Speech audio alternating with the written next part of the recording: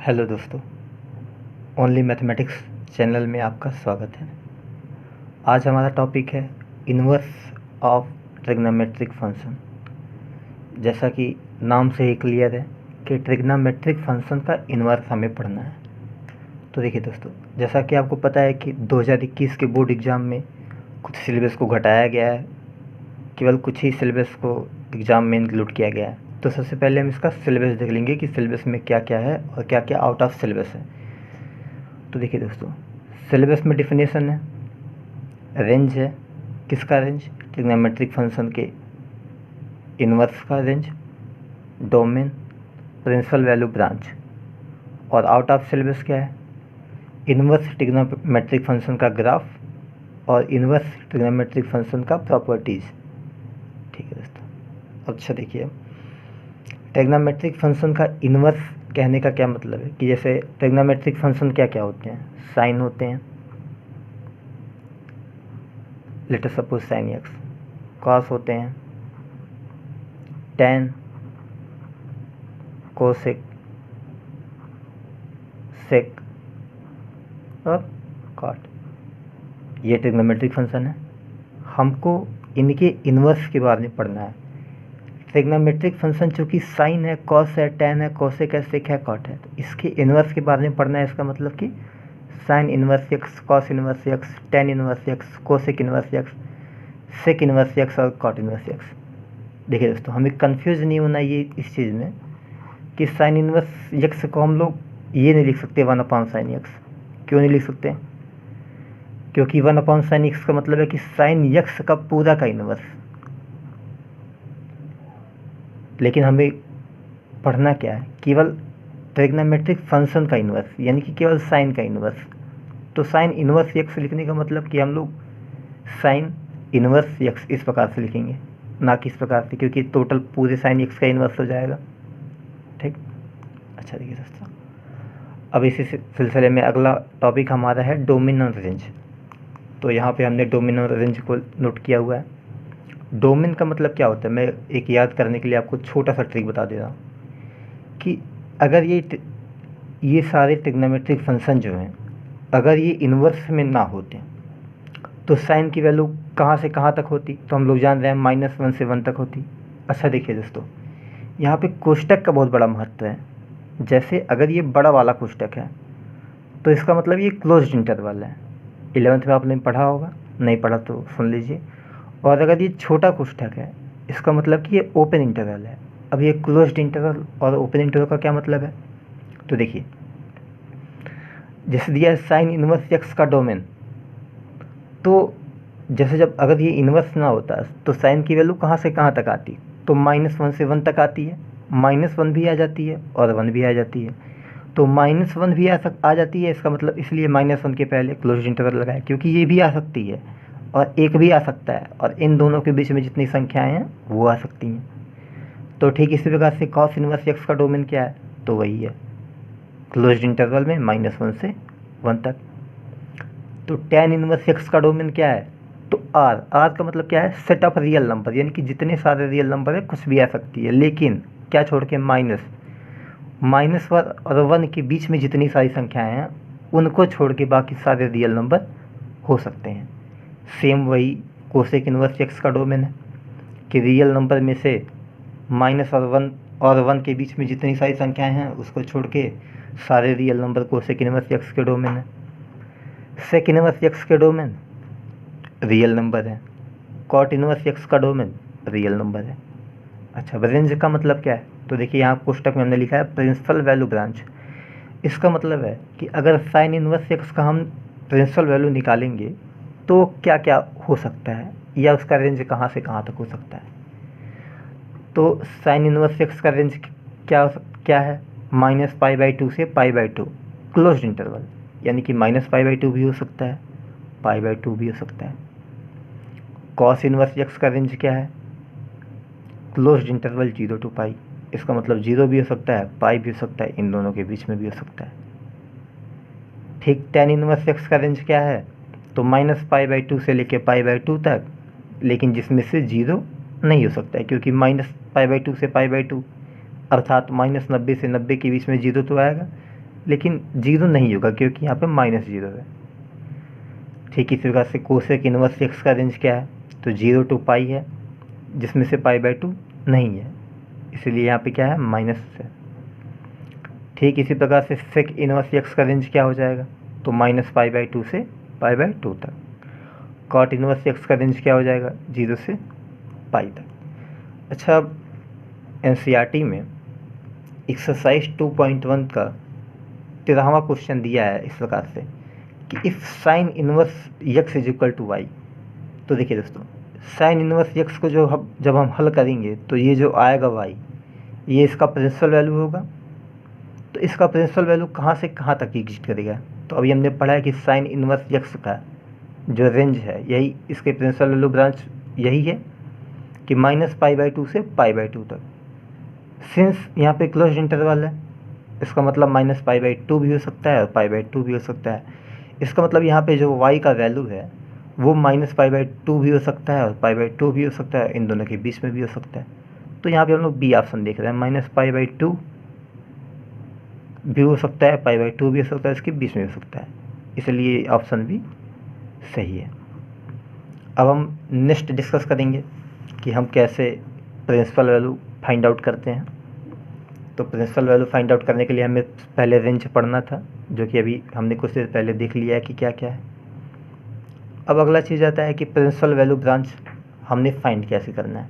तो देखिए दोस्तों, यहाँ पे हमने 2 क्वेश्चन ले रखा है, साइन इनवर्स -1/2, दूसरा क्वेश्चन है cos inverse 1/2 plus 2 sign inverse 1/2। तो पहला क्वेश्चन हल करते हैं। तो देखिए दोस्तों, प्रिंसिपल वैल्यू फाइंड आउट करने के लिए सिंपल जो स्टेप्स मैं करने जा रहा हूँ वही स्टेप सेम टू सेम आपको करना है। कोई बहुत हार्ड स्टेप नहीं है, बहुत इजी स्टेप है। जैसे देखिए, हमें ये पहला करना है कि साइन इनवर्स -1/2 का प्रिंसिपल वैल्यू याद करना है। तो पहला स्टेप सीधे लिखेंगे, let y is equal to sine inverse -1/2। उसके बाद से ये इनवर्स है, इधर आएगा तो क्या हो जाएगा, साइन y। तो sine y is equal to क्या हो जाएगा, -1/2। उसके बाद बराबर के नीचे बराबर लिख देंगे, माइनस के नीचे माइनस लिख देंगे। 1/2 साइन में किसका वैल्यू है, जो कि यहाँ पे साइन है, इसलिए हम देखेंगे कि 1/2 साइन में किसका मान है। तो हम लोग जानते हैं कि जो है साइन 30 डिग्री का मान क्या होता है, 1/2। तो साइन 30 डिग्री का कहने का मतलब है कि साइन π/6, पाई को हम लोग 180 डिग्री के मानते हैं, 180 डिग्री होता है, तो 180/6 30 हो जाएगा, यानी कि साइन 30 को हम लोग क्या लिखेंगे, साइन π/6। अच्छा देखिए दोस्तों, अब यहाँ पे चूँकि साइन y है, यहाँ पे माइनस साइन π/6 है, इसका मतलब हमें पहले माइनस हटाना है। तो हटाने के लिए हम कुछ आइडेंटिटी का यूज़ करेंगे। उस टॉपिक को हम लोग बोलते हैं कन्वर्जन ऑफ ट्रिग्नोमेट्रिक आइडेंटिटी। अगर आपको वो टॉपिक क्लियर नहीं है तो मैं डिटेल्स में उस वीडियो का लिंक भेज देता हूँ। मैंने उसको ऑलरेडी एक वीडियो में डिस्क्राइब कर रखा है, आप उस वीडियो को जा कर के देख लीजिए। आपको कैसे ट्रिग्नोमेट्रिक आइडेंटिटी का कन्वर्जन करना है वो आपको क्लियर हो जाएगा। तो देखिए दोस्तों, हम लोग जानते हैं sine -θ is equal to sine theta होता है। यहाँ पे ऐसे लिख लेते हैं नीचे, क्या कि साइन -θ क्या होता है, माइनस साइन थीटा होता है। तो देख रहे हैं यहाँ पे माइनस साइन थीटा है, तो इसका मतलब यहाँ पे हम इसको क्या लिख सकते हैं, साइन -θ। देखिए दोस्तों, sine -θ is equal to minus sine theta होता है। तो माइनस साइन थीटा, इसका मतलब इसको हम क्या लिख सकते हैं, साइन -θ, यानी कि साइन -π/6। तो देखिए दोस्तों, अब आ गया sine y is equal to sine -π/6। तो इसका मतलब y इज इक्वल टू क्या हो जाएगा, -π/6। तो हम देखेंगे कि ये पहले साइन इनवर्स के रेंज में ये फिट बैठ रहा है कि नहीं बैठ रहा है। तो हमको याद करेंगे कि साइन इनवर्स का जो है रेंज क्या था। तो साइन इनवर्स का रेंज था -π/2 से π/2 तक। तो हम लोग देख रहे हैं कि हाँ, ये इसके बीच में आ रहा है -π/6। इसका मतलब साइन इनवर्स की इस क्वेश्चन का प्रिंसिपल वैल्यू -π/6 होगा। इसका मतलब यहाँ पे लिख देंगे, hence required principal value is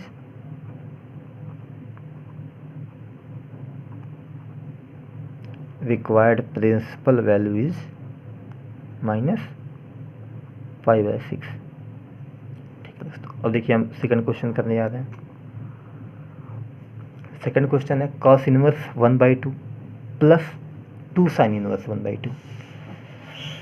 अब देखिए दोस्तों, पहले हम लोग कॉस इनवर्स 1/2 को सॉल्व कर ले रहे हैं कि इसका प्रिंसिपल वैल्यू क्या होगा। इसको हल करेंगे तो क्या आएगा, फिर इसको हल कर लेंगे, फिर दोनों को ऐड कर देंगे तो हो जाएगा। तो पहले हम लेंगे कॉस इनवर्स 1/2 को, तो लिखेंगे let x is equal to cos inverse 1/2। तो ये कॉस इनवर्स है, इधर जा क्या आ जाएगा, कॉस x हो जाएगा। तो cos x is equal to क्या आ जाएगा, 1/2। अब देखेंगे 1/2 में कॉस किसका वैल्यू है, तो हम लोग जानेंगे कि ये कॉस 60 डिग्री का वैल्यू है। इसका मतलब कॉस π/3 का वैल्यू है 1/2। तो cos x is equal to cos π/3 है, इसका मतलब x इज इक्वल टू क्या आ जाएगा, π/3, जो कि एक, अब देखिए इसका मतलब कॉस इनवर्स 1/2 का प्रिंसिपल वैल्यू π/3 है, जो कि ये रेंज में भी है। और हमें पता है कि कॉस इनवर्स का रेंज क्या है, 0 से पाई तक, जिसमें कि π/3 आता है। इसका मतलब कॉस इनवर्स 1/2 का प्रिंसिपल वैल्यू क्या हो जाएगा, π/3। अब हम नेक्स्ट लेंगे 2 साइन इनवर्स 1/2। तो अभी हम केवल इतने का लेते हैं, साइन इनवर्स 1/2 को सॉल्व करेंगे तो क्या आएगा। तो इसके सॉल्व करने के लिए लिखेंगे ऐसे, let y is equal to sine inverse 1/2। तो उधर जाएगा तो क्या हो जाएगा, sine y is equal to 1/2। अब देखेंगे 1/2 साइन में किसका वैल्यू है, तो हम देखेंगे ये साइन 30 डिग्री का वैल्यू है और साइन π/6 का वैल्यू है। तो इसका मतलब y इज इक्वल टू क्या हो जाएगा, अगर sine y is equal to sine π/6 है तो y इज इक्वल टू क्या हो जाएगा, π/6। और ये साइन इनवर्स के रेंज में आ रहा है, इसका मतलब साइन इनवर्स 1/2 का प्रिंसिपल वैल्यू क्या हो जाएगा, π/6। अभी हम सबका वैल्यू वहाँ पे पुटअप करके सॉल्व कर लेंगे। तो देखिए दोस्तों, कॉस इनवर्स 1/2 का वैल्यू क्या है, π/3 आया है, इसका मतलब π/3 प्लस 2 इंटू साइन इनवर्स 1/2 है। तो 2 इंटू साइन इनवर्स 1/2 को सॉल्व किए तो क्या है, π/6। तो यहाँ पे लिख देंगे π/6। तो ये यहाँ से कट जाएगा, 2 1 कम 2 2 3 6। तो क्या आएगा, π/3 प्लस π/3 और 2π/3। इसका मतलब इसका आंसर क्या हो जाएगा, 2π/3। तो इस प्रकार से हम प्रिंसिपल वैल्यू निकाल सकते हैं। आज के इस टॉपिक से आप NCERT का 12.1 एक्सरसाइज पूरा लगा सकते हैं। अगर आपको कहीं भी कन्फ्यूजन है तो आप कमेंट सेक्शन में हमें ज़रूर बताएं, ताकि हम आपको उसको अगली वीडियोज़ में उस डाउट्स को क्लियर कर दें। और यदि आप चाहते हैं कि मैं सारे सवालों का जवाब का PDF बना करके आपको उपलब्ध करा दूं, तो आप वो भी कमेंट सेक्शन में बताइए। इसके लिए टेलीग्राम चैनल बना करके आपको सारे सवालों का आंसर उपलब्ध करा दिया जाएगा। या किसी प्रकार की डिफ़िकल्टी होने पर आप हमें कमेंट सेक्शन में बताएं, जिससे हम अपने आने वाली वीडियोज़ को और इम्प्रूव कर सकें। थैंक्स।